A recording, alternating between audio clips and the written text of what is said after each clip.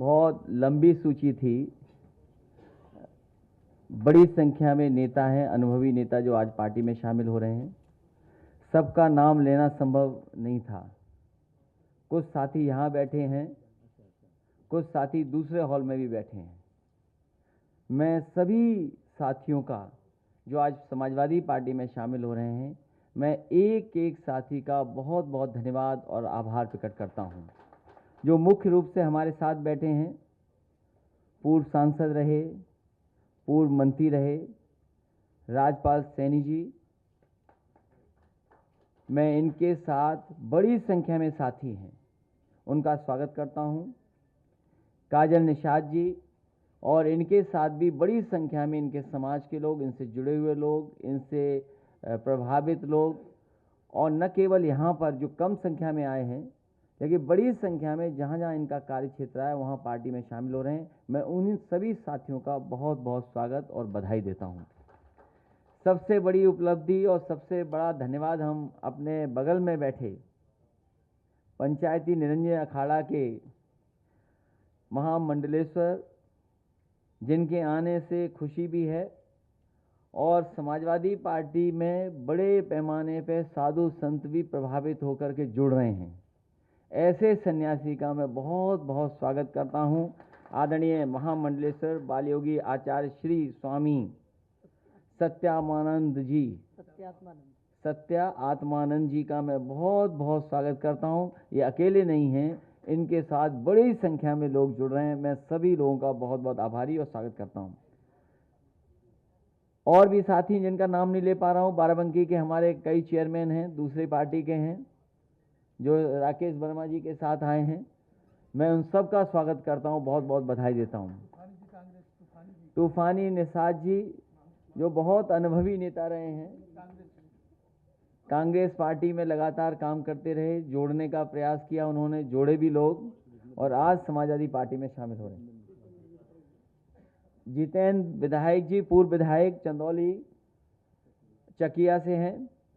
इन्होंने भी लगातार गरीबों के बीच काम किया, अपने समाज के साथ साथ जिन्हें न्याय नहीं मिला अभी तक, हक सम्मान जिनको नहीं मिल पा रहा, उन लोगों के बीच काम कर करके जहां अपनी प्रतिष्ठा बनाई, पार्टी को मजबूत किया, आज समाजवादी पार्टी में शामिल हो रहे हैं। मुझे उम्मीद है कि उसी तरीके से काम कर करके समाजवादी पार्टी को भी ताकत देने का काम करेंगे। आज अबू आसिम आजमी के साथ बड़ी संख्या में लोग हैं जो उस हॉल में बैठे हैं। मैं उनका स्वागत करता हूं, उनका धन्यवाद देता हूं, बधाई देता हूं। ये सिलसिला लगातार समाजवादी पार्टी में जोड़ने का चलता रहेगा और हमारी कोशिश होगी कि ज़्यादा से ज़्यादा लोगों को समाजवादी पार्टी में शामिल कर करके एक समाजवादी पार्टी का ताकत बने। जो आने वाले समय में सरकार बनाने जा रहे हैं समाजवादी लोग, इसलिए लोग जोड़ने का प्रयास लगातार चलता रहेगा। मुझे याद है कि पिछली बार जब हम और आप बैठे थे तो भारतीय जनता पार्टी से मैंने उनके संकल्प पत्र पे एक सवाल पूछा था, और उनके पहले पन्ने का है ये।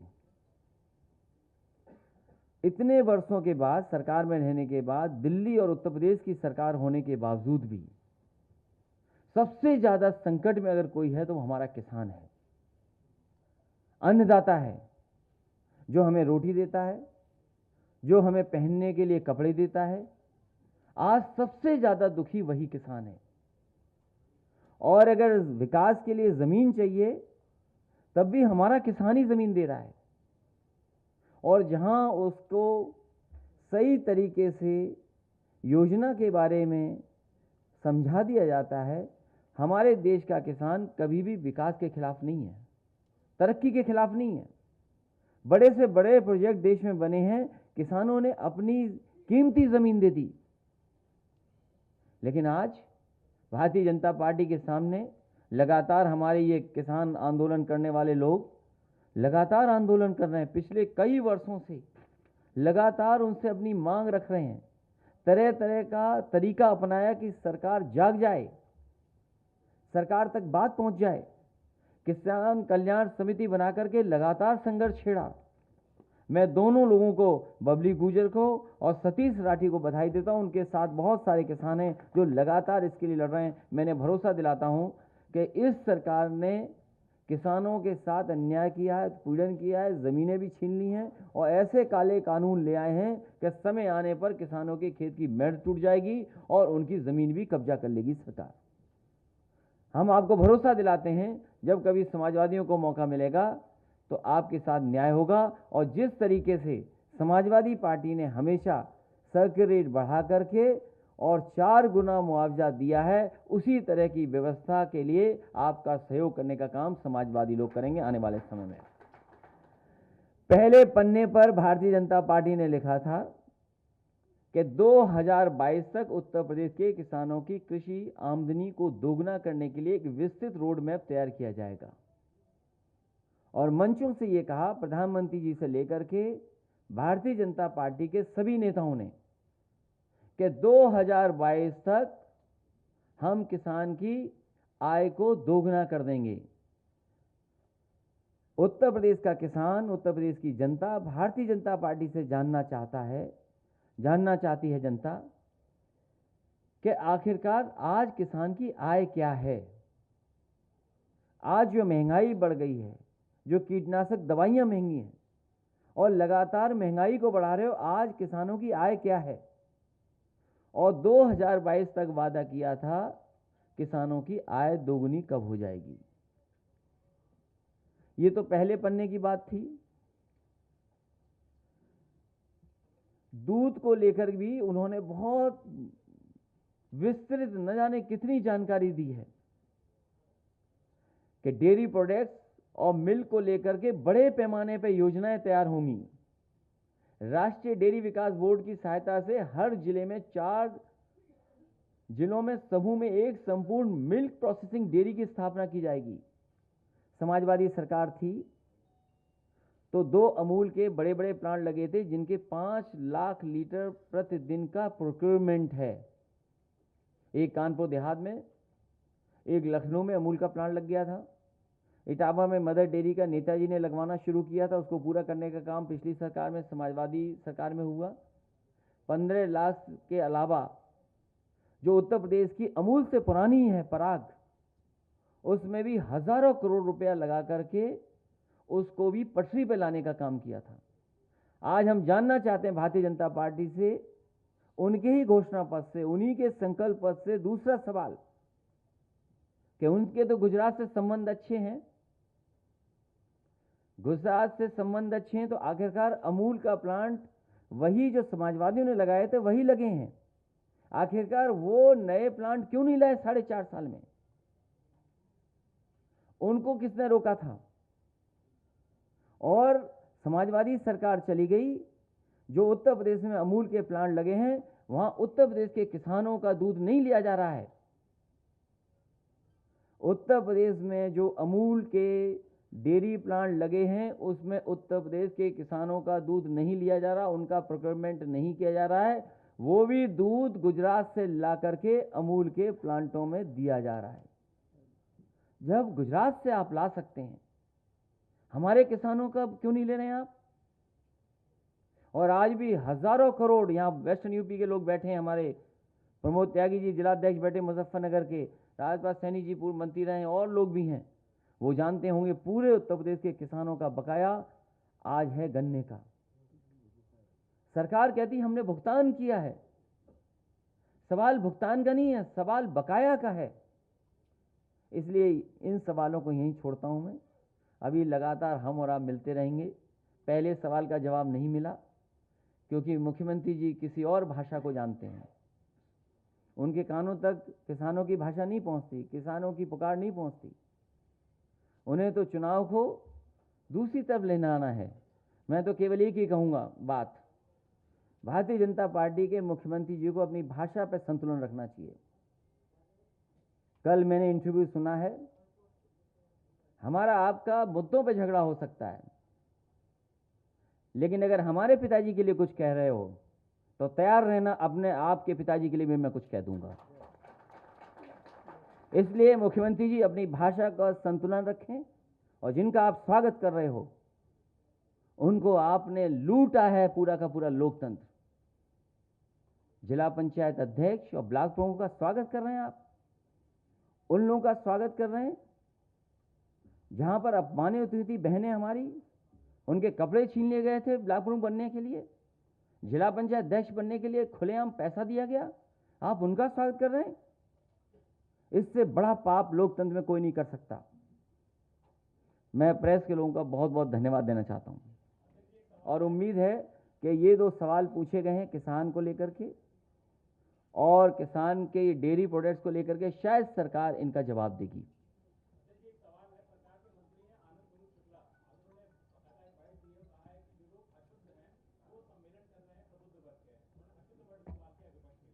देखिए, कौन किससे सीख रहा है आप भी जानते हो। मुख्यमंत्री जी की भाषा क्या रही है, आप उससे भी जानिए। क्या मैं आपके पिताजी को अब्बू जान कह के बुला सकता हूं? आपका नाम क्या है, आप बताइए ना। हाँ, सोचिए आप, ये भाषा मुख्यमंत्री होगी। जिस मुख्यमंत्री की भाषा ऐसी हो, उसके मंत्री, उसके सहयोगी कैसी भाषा बोलेंगे? क्या उम्मीद करोगे? आज सबसे ज्यादा दलित, पिछड़े, मुसलमान जेल में हैं। कौन जिम्मेदार इसके लिए?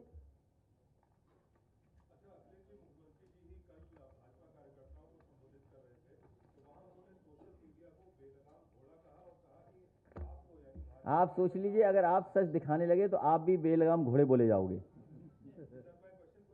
अच्छा, क्वेश्चन है इसके बाद में।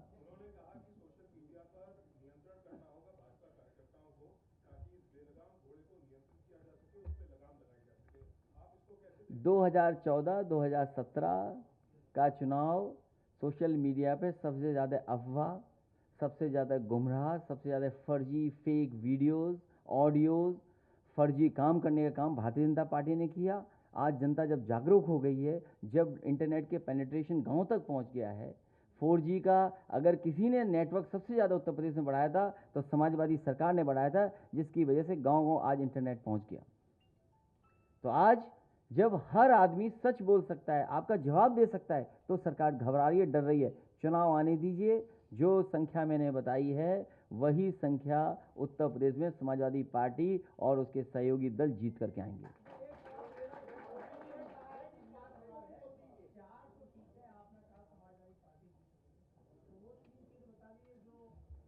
उसका जवाब मैं दे चुका हूं। लोकतंत्र में और मजबूत लोकतंत्र में विपक्ष भी होना चाहिए। और आपका सवाल एकदम अच्छा है। आप ये सवाल मुझसे, आपने 400 का सीटों का सवाल पूछा। मैं पत्रकार साथियों से कहता हूं, भारतीय जनता पार्टी से भी सवाल करिए कि बुलेट ट्रेन उत्तर प्रदेश में किस तरफ से आ रही है, और क्यूटो बना कि नहीं बनी, स्मार्ट सिटी बनी कि नहीं बनी। अगर 400 पे हमसे सवाल पूछ रहे हैं आप, हम तो अपनी तैयारी कर रहे हैं। आज हमारे साथ महामंडलेश्वर जी बैठे हैं, राजपाल सैनी जी बैठे हैं, इंद्रजीत सरोज जी बैठे हैं, आदरणीय वीपी पांडे जी बैठे हैं, राकेश वर्मा जी बैठे हैं। इधर आप देख लीजिए, त्रिभुवन दत्त जी बैठे हैं, पुराने मंत्री। त्रिभुवन दत्त जी पूर्व मंत्री, बसपा से विधायक रहे। भारतीय जनता पार्टी कहती है सब हमारे साथ हैं, सब समाज हमारे साथ है। और हमारे साथ क्या है? इसलिए मैं कह रहा हूं, सवाल अगर 400 का हमसे पूछ रहे हैं तो सवाल ये भी पूछिए कि बुलेट ट्रेन उत्तर प्रदेश में किस कोने से आ रही है।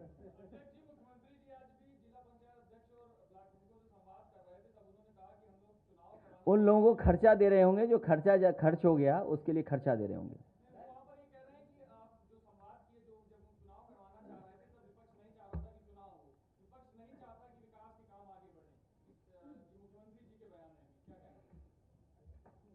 पूरे देश ने देखा है कि हमारी बहनों के साथ कैसा व्यवहार भारतीय जनता पार्टी ने किया। ये चुनाव डीएम और एसपी ने जिताया है।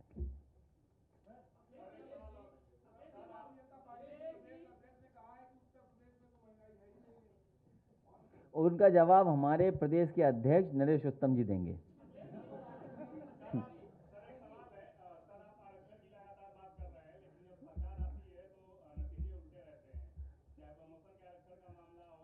समाजवादी पार्टी और हमारी पूरी लीडरशिप बैठी है। जब घोषणा पत्र आए तो बहुत ध्यान से सब लाइनें पढ़ना आप। 69,000 के पक्ष पे है समाजवादी पार्टी, उनके साथ अन्याय ना हो।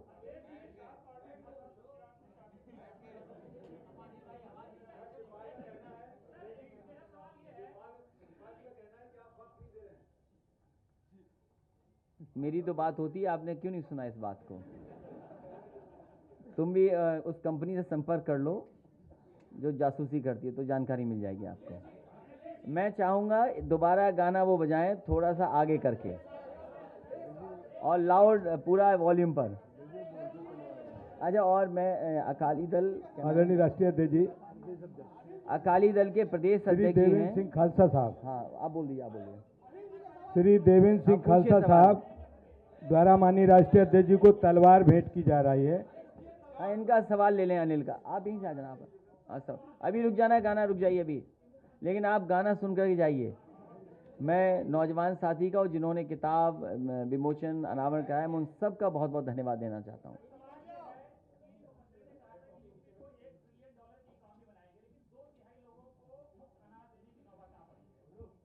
ये सवाल भारतीय जनता पार्टी को जवाब देना चाहिए कि पहले गरीब की संख्या क्या थी और क्या गरीबों की संख्या बढ़ गई है।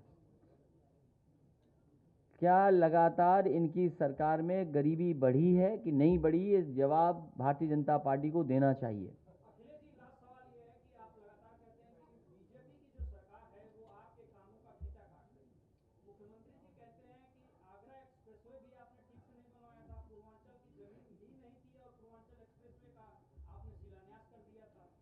मेरे पत्रकार साथी, आप चले हुए उस सड़क पर, और पूरे देश की सबसे अच्छी सड़क है। उस समय भी मैं कहता था, अमेरिका को लेकर के जो उदाहरण दिया जाता था कि अमेरिका ने सड़कें बनाई और सड़कों ने अमेरिका बना दिया। और दूसरी बात मैं कहता था सरकार में कि आप अगर डबल द स्पीड कर दोगे तो इकोनॉमी अपने आप ट्रिपल हो जाएगी। If U double the speed you can triple the economy. ये दो बातें लगातार हम लोग कहते थे। और मुझे याद है बजट में पैसा दिया गया, विधानसभा के सामने हमारी पार्टी के जितने भी लीडर्स थे, जितने भी मिनिस्टर्स थे, सब उस कार्यक्रम में मौजूद थे और उन सब ने मिलकर के शिलान्यास किया। अगर कोई हमारी कमी थी तो उसके लिए व्यवस्था है। कोई भी सरकार 70% जब तक ज़मीन या उसके समझौते नहीं हो जाएंगे टेंडर नहीं कर सकते। ये गाइडलाइन है। हम गाइडलाइन के विरुद्ध कैसे जा सकते हैं? क्योंकि अपने ठेकेदार एडजस्ट करने थे, इसलिए उन्होंने टेंडर कैंसिल किया। आप उनसे पूछिए, जिस गांव तक समाजवादी पार्टी ने लैंड एक्विजिशन किया था, गाजीपुर का हदिया गांव, अरविंद जी वही गांव है, हैदरिया, सॉरी, हैदरिया गांव तक आखिरी जमीन एक्वायर हुई थी, हैदरिया गांव तक। उससे आगे अभी तक 1 इंच भारतीय जनता पार्टी की सरकार ने लैंड एक्विजिशन नहीं किया है। जो अलाइनमेंट समाजवादी सरकार का था वही अलाइनमेंट समाजवादी सरकार वही है आज। जो टेंडर डॉक्यूमेंट्स बने थे वही हैं। थोड़े बहुत अपने ठेकेदारों को एडजस्ट करने के लिए मापदंड बदले गए। इस सरकार में भारतीय जनता पार्टी से झूठी उम्मीद कर सकते हो। इतने झूठे मुख्यमंत्री कभी नहीं मिले होंगे उत्तर प्रदेश को जो अब मिले हुए हैं।